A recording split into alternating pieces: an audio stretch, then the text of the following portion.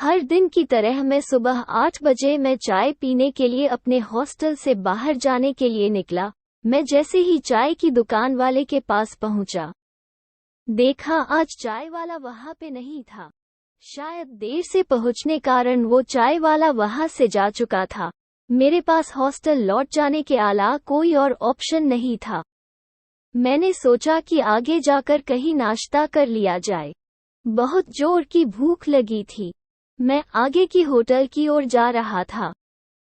तभी मेरी नज़र फुटपाथ पर बैठे 2 बच्चों पर पड़ी। दोनों लगभग 10-12 साल के रहे होंगे। बच्चों की हालत बहुत खराब और कमजोर नजर आ रहे थे। कमजोरी के कारण अस्थिपिंजर साफ दिखाई दे रहे थे। वे भूखे लग रहे थे।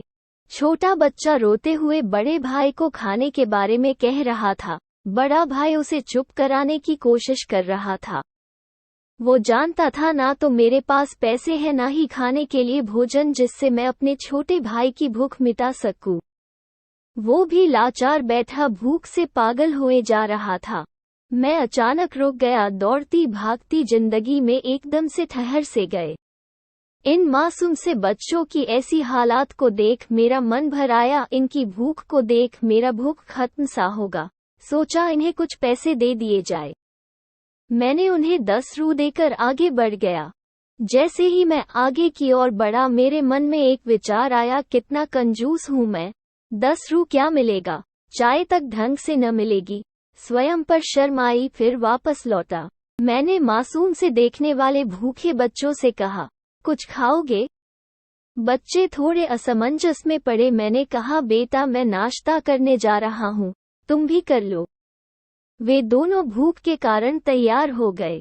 उनके कपड़े गंदे होने और ऐसी हालात में देखकर होटल वाले ने डांट दिया और भगाने लगा।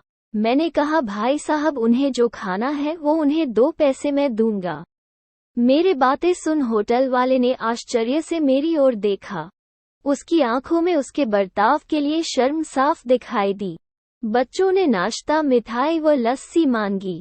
सेल्फ सर्विस के कारण मैंने नाश्ता बच्चों को लेकर दिया। बच्चे जब खाने लगे, उनके चेहरे की खुशी देख मेरे चेहरे पे स्माइल आ गया। उस वक्त हमें दुनिया की काफी अच्छी फीलिंग आ रहा था। उन 2 मासूम बच्चों को देख अपना बचपना याद आ गया। से निकलने के बाद मैंने बच्चों को कहा, बेटा जो पैसे मैंने दिए हैं उसमें 2 रू का शैम्पू लेकर हैंड पंप के पास नहा लेना और फिर दोपहर शाम का खाना पास के मंदिर में चलने वाले लंगर में खा लेना। और मैं नाश्ते के पैसे देकर फिर अपनी दौड़ती दिनचर्या की ओर बढ़ निकला। होटल के आसपास के लोग बड़े सम्मान के साथ देख रहे थे। होटल वाले के शब्द आदर में परिवर्तित हो चुके थे। मैं अपने हॉस्टल की ओर निकला। थोड़ा मन भारी लग रहा था। मन थोड़ा उनके बारे में सोचकर दुखी हो रहा था।